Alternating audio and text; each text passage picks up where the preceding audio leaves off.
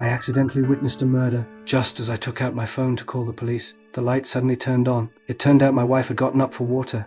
Afraid of being seen, I hurriedly turned off the light and carefully crawled over to check, only to meet the killer's eyes.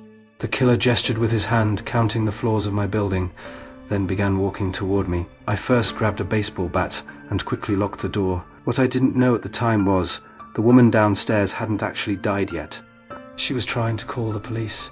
Terrifyingly, the killer hadn't left. He grabbed her phone and hit her twice with a hammer, killing her completely. The next day when I went to work, the woman's body was indeed found. The police were collecting clues. I had intended to identify the killer, but out of fear that my wife and daughter might get involved, I ultimately did not, thinking maybe the killer would let me go. That day my wife and I were watching the news about the murder in our neighborhood. When the landline suddenly rang, my wife answered, but the other side remained silent. I picked up, and there was only silence. I ran to the balcony to check. In the next second, our dog disappeared. My wife and I searched downstairs for a long time, but couldn't find any trace of the dog. That day, I was horrified to discover that the lost dog poster my wife had put up clearly showed our home address.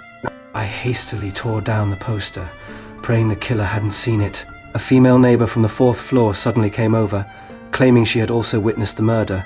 I lied, saying I hadn't seen anything. She then asked if we had received those silent phone calls, so I pushed her out the door. When she took the elevator home, a man in a black hat got in with her.